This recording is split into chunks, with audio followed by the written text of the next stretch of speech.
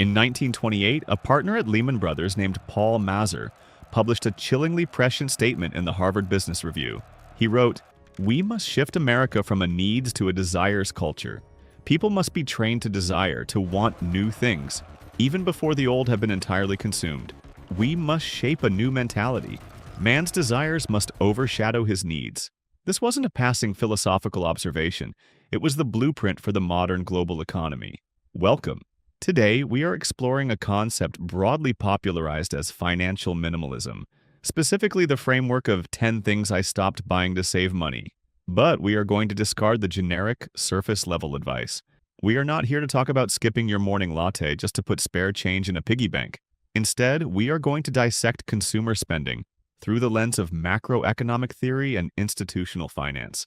What you perceive as your personal spending habits are, in reality, vital inputs into a massive, highly optimized engine of corporate revenue and debt securitization. By the end of this video, you will understand that choosing to stop buying certain categories of goods is not merely a budgeting tactic. It is a microeconomic rebellion against a macroeconomic system designed to aggressively siphon your wealth. You will understand how banks, hedge funds, and governments rely on your financial indiscipline, and how stepping off the consumption treadmill is the ultimate act of capital preservation. To understand why eliminating certain purchases is so mathematically powerful, we first have to understand the foundational mechanics of the modern consumption engine. The global economy operates on continuous expansion, measured by gross domestic product, or GDP. In developed nations, roughly 70% of GDP is driven by consumer spending. The system requires constant, accelerating consumption, what economists call aggregate demand.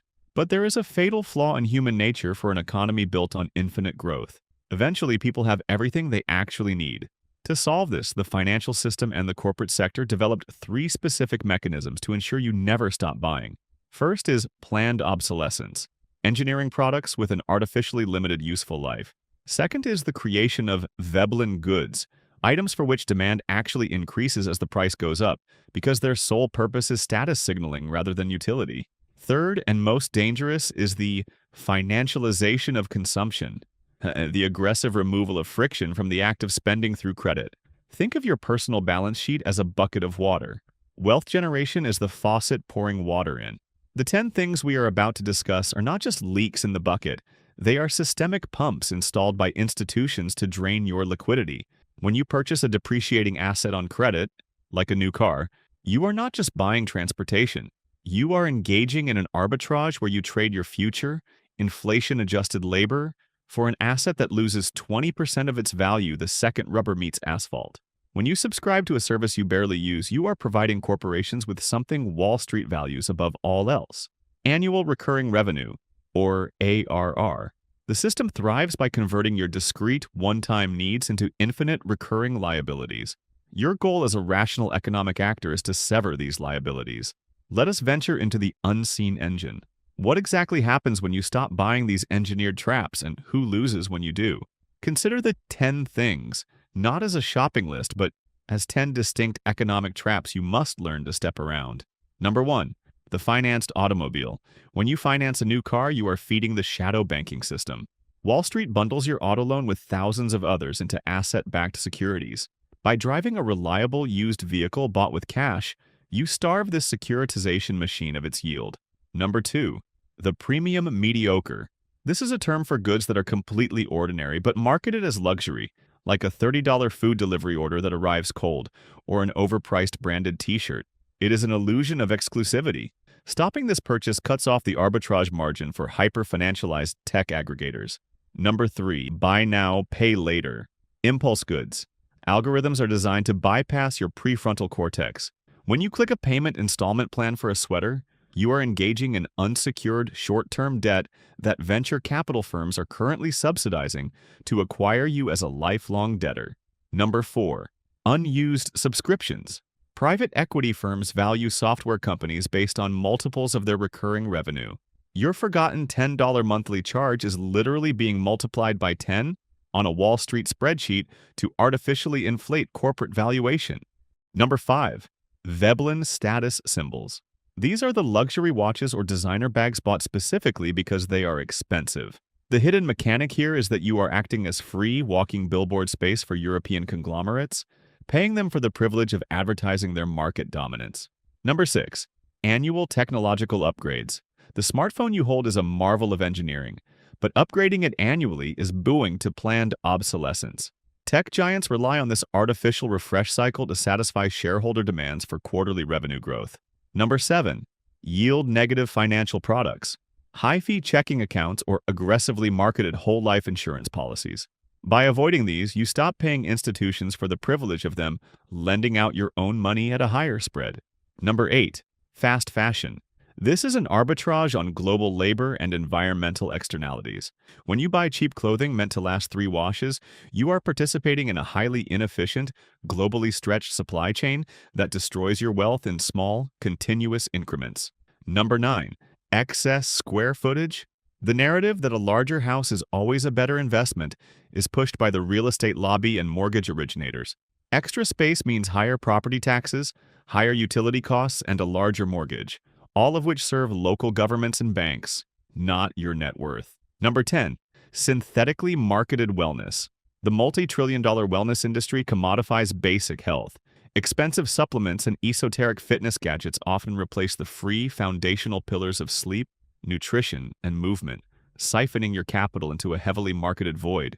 When you cut these 10 categories out of your life, you aren't just hoarding cash, you are dynamically reallocating capital. Every dollar not spent on a depreciating liability is a dollar that can be deployed into an appreciating, cash-flowing asset, like equities, bonds, or real estate. You transition your role in the macroeconomic machine from the consumer who provides the yield to the owner who collects it.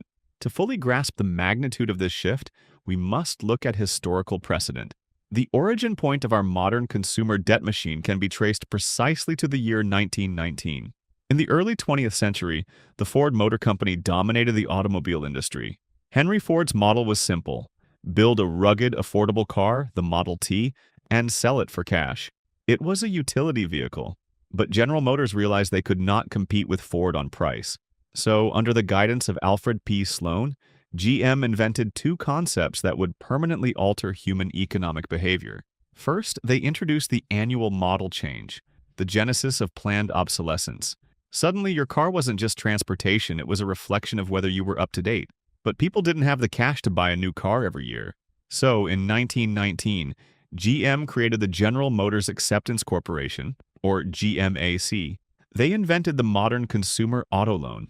For the first time in history, debt was decoupled from productive enterprise and attached to personal consumption. You no longer needed capital to acquire a depreciating asset. You only needed the promise of your future labor. The results were catastrophic, yet highly profitable. By 1929, right before the stock market crashed, over 60% of all automobiles in America were bought on credit. The Roaring Twenties were roaring largely because consumers were pulling their future purchasing power into the present. Now, when the music stopped, the cascading defaults on consumer debt deeply exacerbated the Great Depression. Fast forward to the modern era, and we see the exact same mechanics playing out with the buy now, pay later boom of 2020 and 2021. Companies like Affirm and Klarna convinced a new generation that a 0% interest installment plan wasn't debt. It was just a smart way to pay. In reality, they were charging merchants massive fees that were subtly baked into the retail price of the goods, and securitizing these microloans to sell to hedge funds. By late 2022, as inflation soared and interest rates rose, the delinquency rates on these phantom loans spiked. Millions of consumers found themselves functionally insolvent, not because they bought a house they couldn't afford, but because they had fragmented their monthly cash flow into dozens of tiny, invisible debt obligations for fast fashion and electronics. These case studies prove a vital point. The financial system is incentivized to make spending as frictionless and abstract as possible. It is up to you to reintroduce friction. Zooming out, what are the macro implications of this philosophy? If millions of people woke up tomorrow, adopted financial minimalism, and stopped buying these 10 categories of things, the global economy would immediately plunge into a severe recession. This is what economist John Maynard Keynes famously dubbed the paradox of thrift. What is highly beneficial for the individual, saving money, eliminating debt, curbing consumption, is disastrous for an economy that fundamentally relies on aggregate demand. The system structurally requires a majority of the population to be careless with their capital so the gears of commerce keep turning. But you do not have a fiduciary duty to the global economy.